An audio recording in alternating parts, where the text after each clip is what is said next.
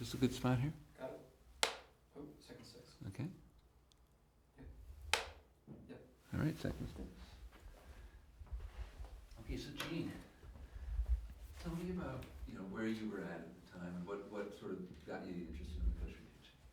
I was finishing up my bachelor's degree. I had one incomplete left to write my senior paper, which was about resistance to urban renewal in the Adams-Morgan neighborhood.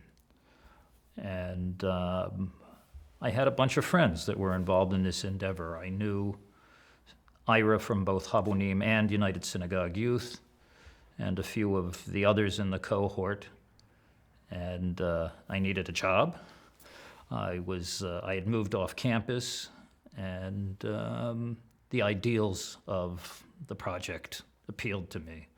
So I joined in. It was during a period between finishing up my college, my undergraduate, and moving to Israel, where I had intended to spend at least a year.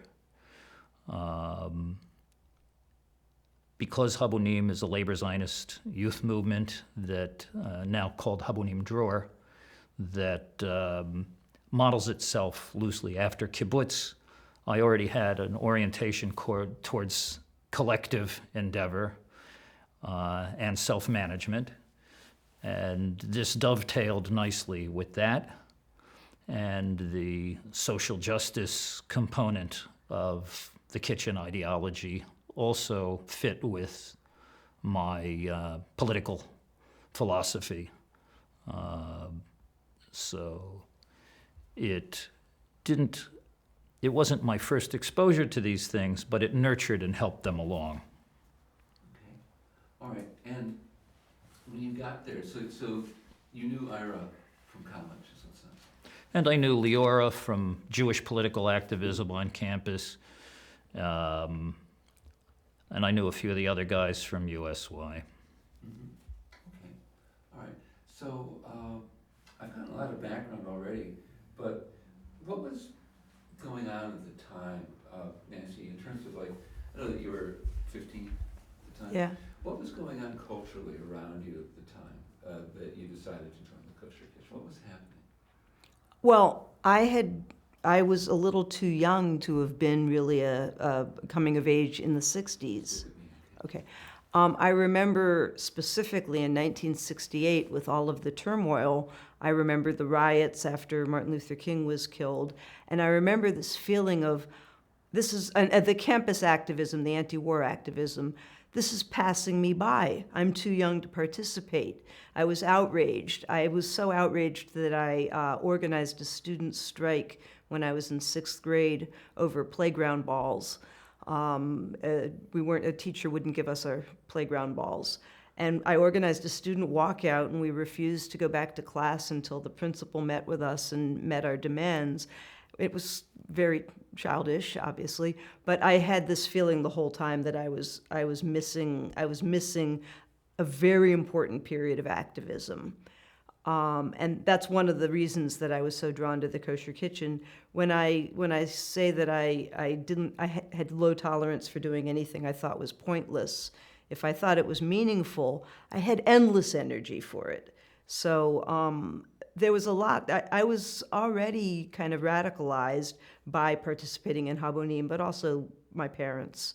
My parents had been pretty left, not just good liberals, but to the left of that. And I had always grown up with an ideal of service.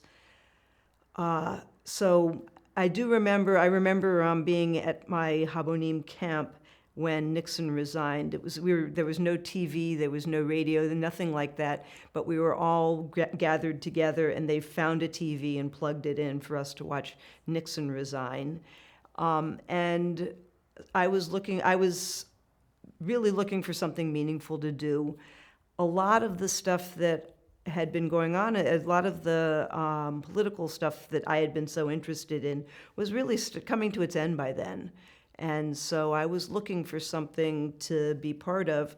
I do remember, I think it was in 1976, when I had joined the collective and I was living in one of the group houses, that Orlando Letelier and Ronnie Carpin Moffett were killed in the car bombing on Sheridan Circle, and that was my first real demonstration.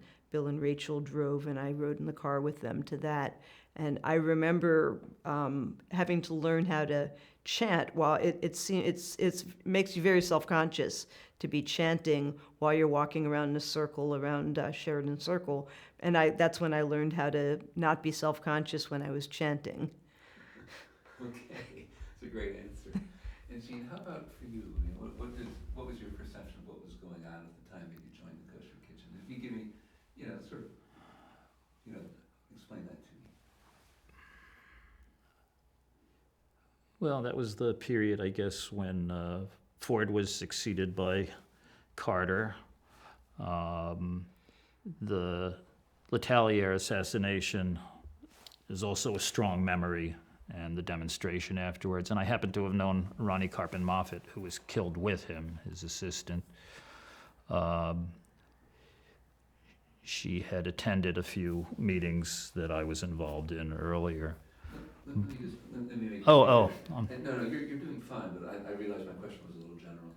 I guess what I'm asking is, it was a time of a lot of unrest among young people, right? I mean, it was a time where the counterculture was coming into the forefront, or was in the forefront. Yeah, the anti-war movement had tapered off, but there was still a lot of that kind of energy. It was being applied to other causes, some more domestic, and there was a lot of, let's say, ideological territorialism within the left.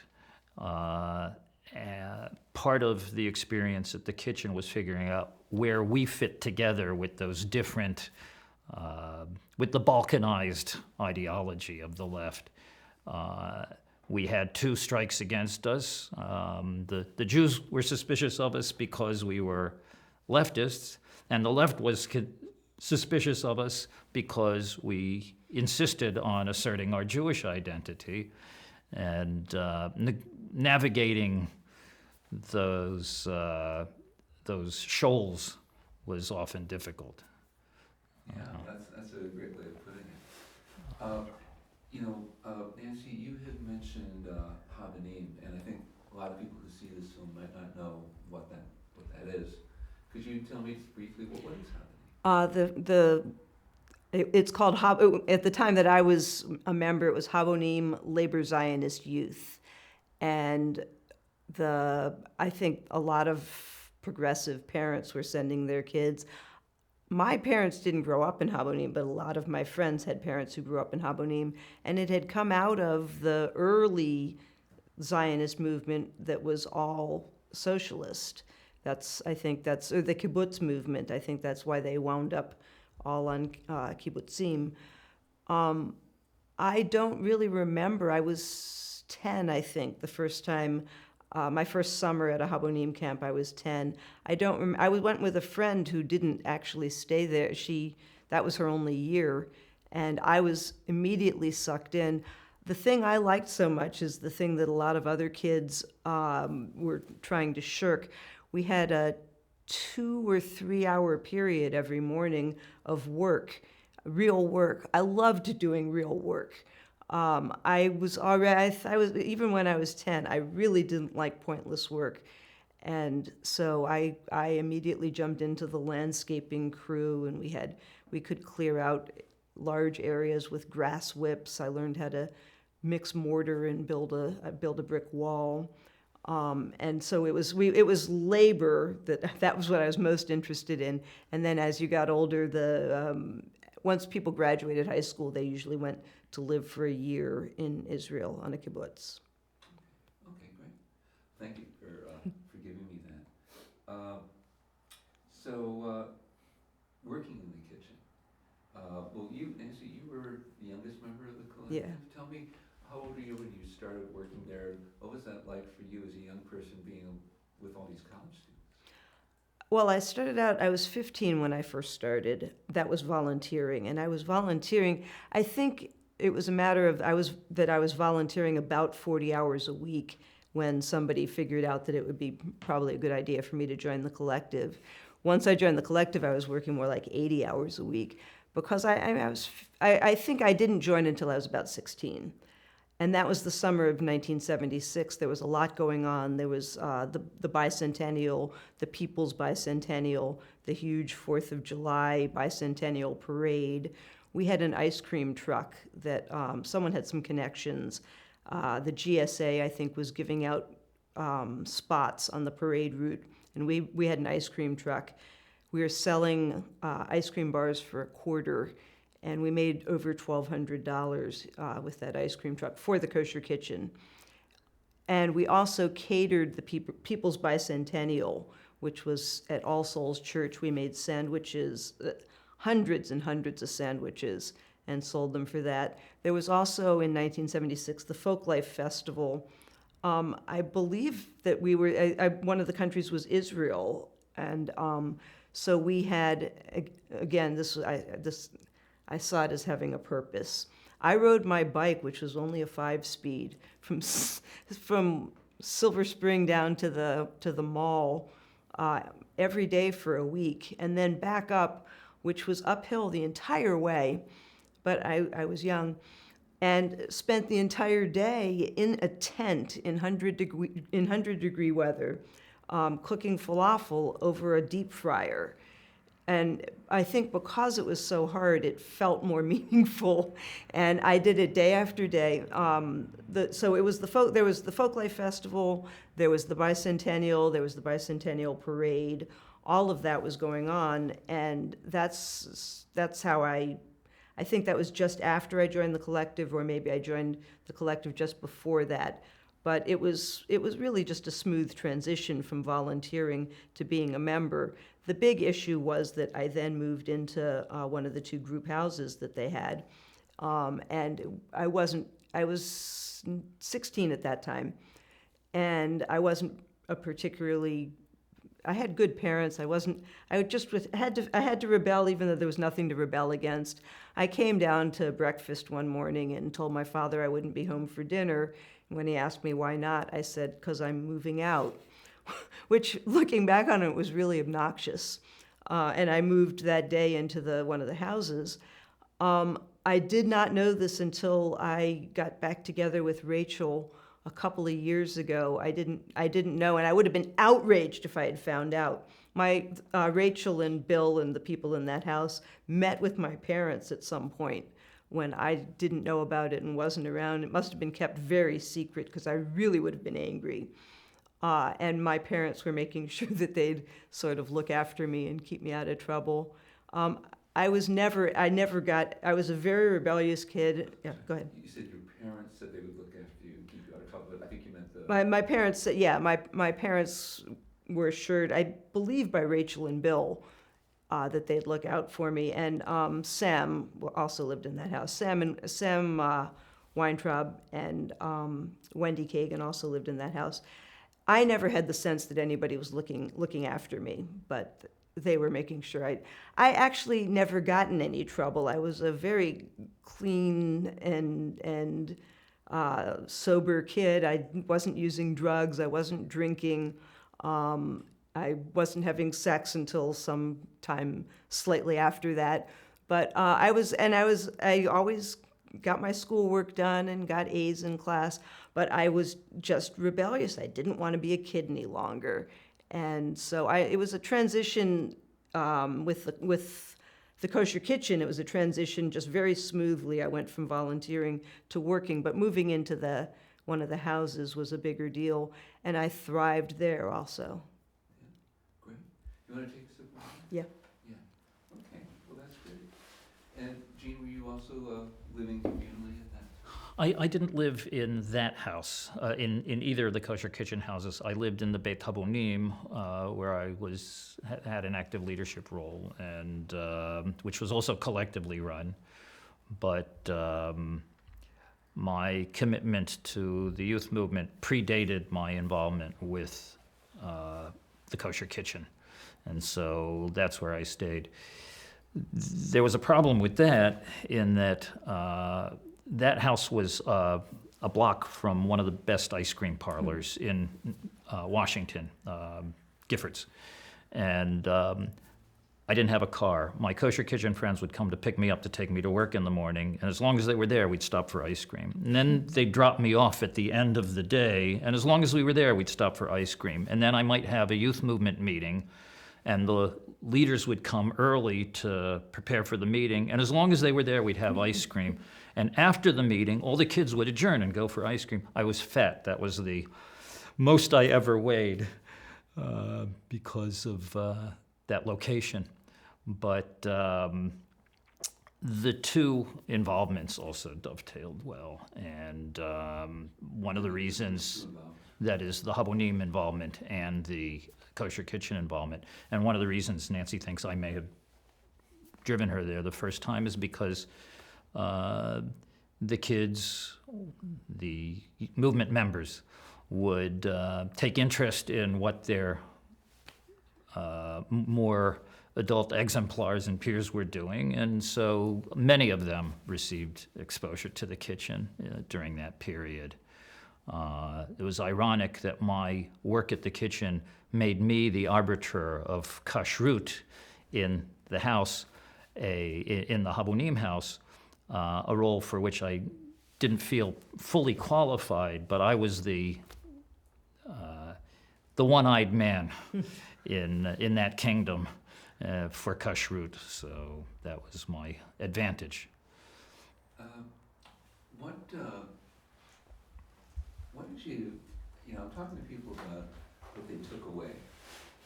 People worked at the Kosher Kitchen, and they're there to help the community, to make a strong community, to benefit other people. But talking with the people who worked at the Kosher Kitchen, they found that incidentally they were benefiting from the experience also.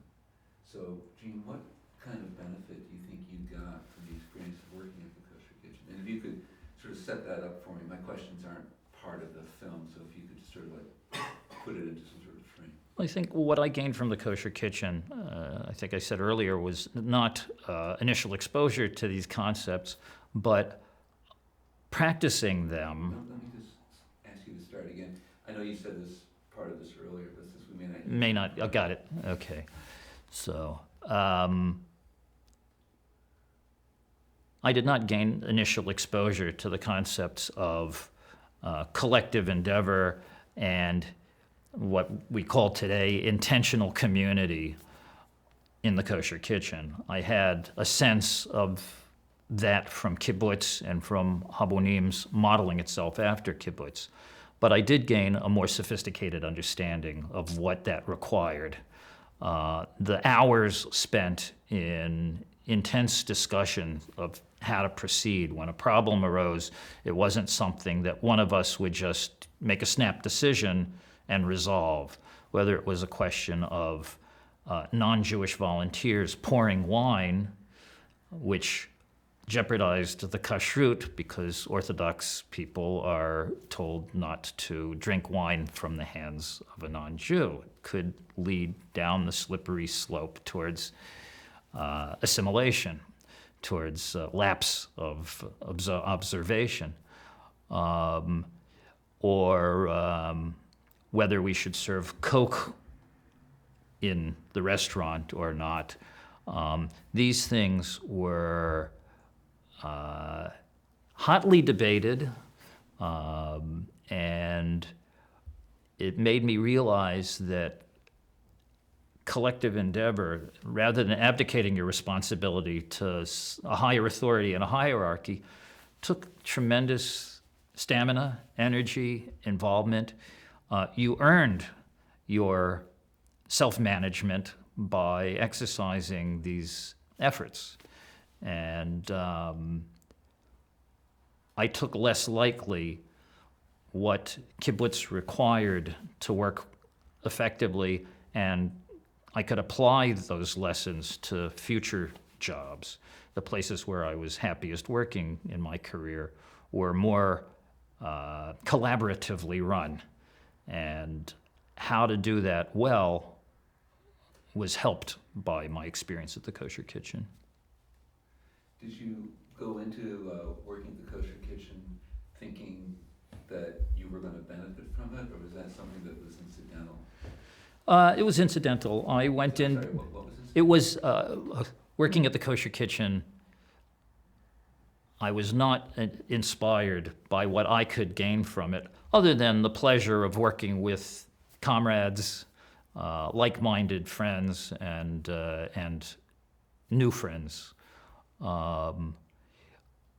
So that the benefits to me were incidental in that regard. That is the long-term benefits. I went into it thinking this is a way for me to earn my keep and to work with people who I thought were cool and to engage in a project that benefited the community. I wasn't thinking in terms of what it would give to me ideologically or methodologically. But did you feel that you did receive benefits? Yes, yeah. That more sophisticated understanding of. Maybe you could say, I did benefit because. I did benefit Wait, because. I was talking to you were talking. I did benefit because I received a more sophisticated understanding of the kind of energy and effort that it required to pursue goals as part of a collective effort, not as an individual or not as a subordinate in a hierarchy. Great. And Nancy, I'm going to ask you the same thing. I mean, when you started the Kosher Kitchen, obviously you had meaningful work to do, and I think that really appealed to you. And you probably, did you start out at the Kosher Kitchen thinking like, boy, I'm really going to benefit from this? What was your attitude going in? And then once it was over, do you feel that you did benefit in some way? I don't know that my entire life changed, but it certainly, my life may have turned out the same way no matter what I had done. But it was the first building block for the rest of my life. I think I may be the only collective member who's never really had a decent job. I started out, we were making $100 a week. I think is actually, well, I think it was $100 a week. I think after taxes it was $75. And then I was paying $75 a month rent. And it struck me, I was supporting myself. I was living independently, and I didn't seem to need that much money. And so because of that, I've been able to go my entire life doing jobs I wanted to do. I have done some jobs that I sort of had to do to keep a roof over my head, but mostly I've been able to do jobs I wanted to do that felt meaningful or felt good to me in some way. I became a welder after I worked at the Kosher Kitchen, and I did that. That was also feeling, it was mostly having the feeling of being able to do things. So at the Kosher Kitchen, the biggest benefit I got was this, at 16, this tremendous feeling of power. I was always going to be able to take care of myself. I remember looking at the classified ads one day and seeing how many ads there were for restaurant work and thinking, okay, well, I'll never starve. I'll always have a job. I learned how to cook. I'm still very good at cooking for large numbers of people. I can still go through the kitchen, my own kitchen, and figure out when there's not really much there, figure out a pretty good dinner. I invent recipes. We had a vegetarian dish every day, and we had a chicken dish every day that weren't the chicken dish wasn't necessarily the same thing every day. We would decide what chicken dish to serve, and so we made up chicken dishes. I remember there was a time we had to get rid of some kind of preserves and some coconut, and I invented Polynesian chicken, and everybody loved it. And these were tremendous feelings of power. I invented a whole bunch of the vegetarian dishes using soybeans. And so I learned a lot about what I was capable of. I used to repair a radio there. I learned how to repair radios by working at the Kosher Kitchen. I learned how to use knives properly.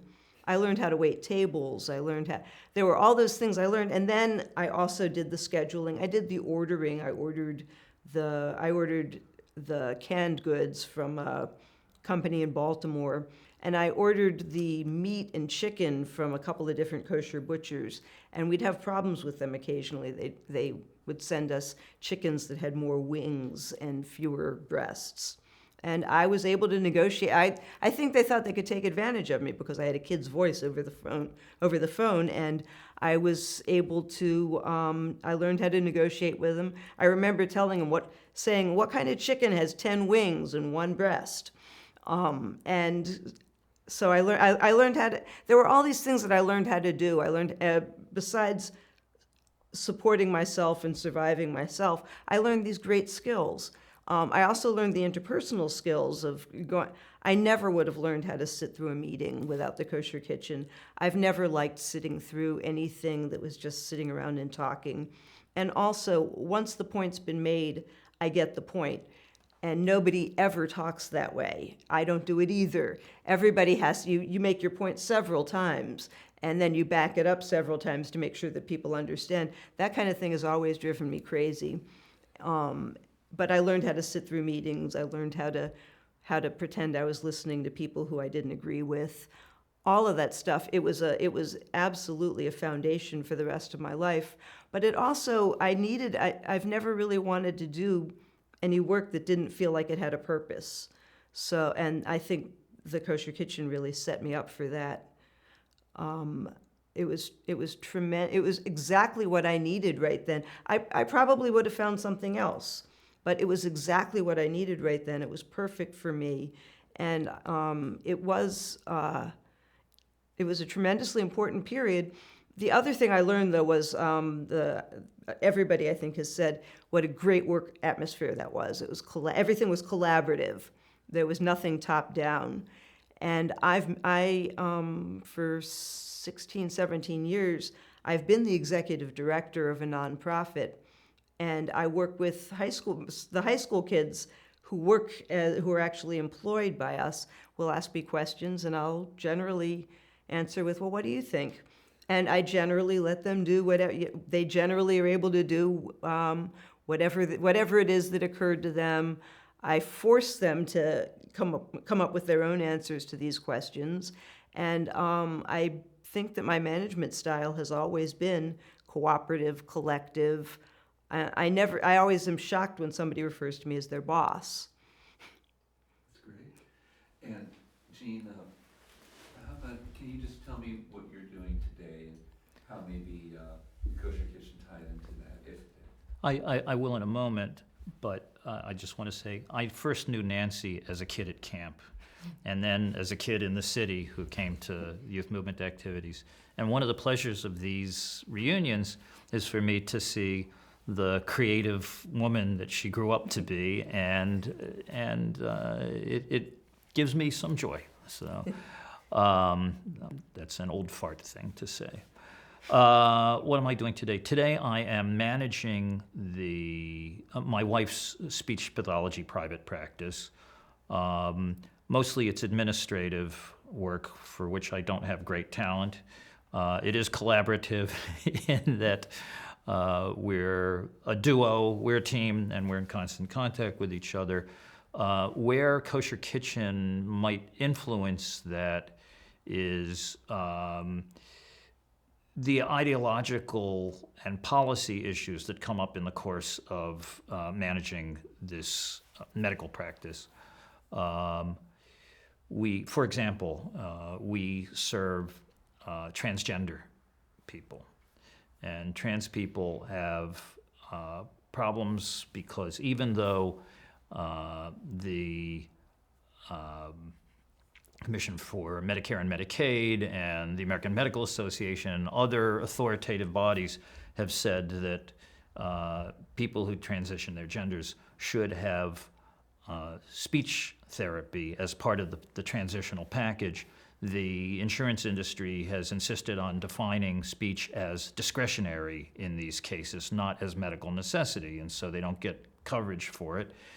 And it creates a great difficulty for them in achieving the full transition that they want.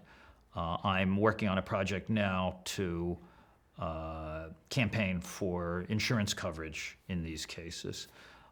More directly benefiting from my Kosher Kitchen experience were the years that I was a Jewish community relations professional. The work with the Jewish community and seeing Jewish community commitment to social welfare and social justice was one of the inspirations for my entering this field. I got a master's in Jewish history and a master's in community organizing and social work, and worked at the Baltimore Jewish Council, then the Jewish Community Relations Committee of the Columbus, Ohio Jewish Federation, and then a similar position in New Haven, Connecticut, the last two as director of community relations. And after the Connecticut work, I worked for Israel, for Project Nishma and Israel Policy Forum for 15 years, which the purpose of which was to organize Jewish leadership, political support for more vigorous U.S. efforts to facilitate an Arab-Israeli peace process. Although the Kosher Kitchen didn't set me on that course, it certainly, the skills and experience of it advanced my effectiveness, I think, in those positions. Okay, so what I'd like to do is, I just want to get a quick sentence from you. So why don't you say, if you could, just set up by saying the skills and experience that I got from the Kosher Kitchen have helped me, and just, it's like two or three things that you have from that. So it's a shorter sentence is more usable for me, if you don't mind. The skills and experience I had at the Kosher Kitchen helped me in my Jewish community relations work, Jewish public affairs work, in coalition building, in pursuing consensus with committee members, in achieving more effective communication on complex issues, in staffing committees, because I had more appreciation of the process that made a committee effective. Great, okay. Well, I think we've reached the end. Is there anything you want to say that I didn't ask you? Either of you? Nancy, you have something? I was just thinking, one of the value, it was a value that I learned at the Kosher Kitchen. I already had some communal kind of values, and I already felt like it was important to be doing my part to make the world a better place. What I learned specifically was when we were doing the Meals on Wheels program, it was when you opened, we had an opening shift, which was all day long. I think it started at 9, and then we would leave when the restaurant closed, and there was a closing crew. The closing crew came in, before dinner, and stayed there until the restaurant was all cleaned up. If you were on the opening shift, you also prepared the Meals on Wheels, the meals that went out. There was a hot meal that went out for their lunch, and then a cold meal for dinner. And it was just a chore you had to do. I remember people had started stretching the Meals on Wheels soup by adding a can of tomatoes and making it, using the same soup over and over again. And Bill said one time at a meeting, Bill was the social worker who oversaw the Meals on Wheels program. Bill said one time at a meeting, this is their meal. This is their hot meal for the day. They're on Meals on Wheels. They're in the program because they rely on this food. They can't get out and buy their own groceries. They can't cook their own meals. And I hadn't thought of it that way. It suddenly occurred to me how important that was. And I think ever since then, first of all, the idea of someone going hungry has totally, it's upset me to the core. So I work with kids. A lot of my kids are actually hungry, and we provide after school snacks. I have a whole set of snacks that are healthier. Our kids come to my program. I lure them into creative writing by giving them not very healthy snacks that they want, but for kids who I've judged are actually hungry, I have fruit cups and granola bars and crackers and cheese, or crackers and peanut butter. And it's really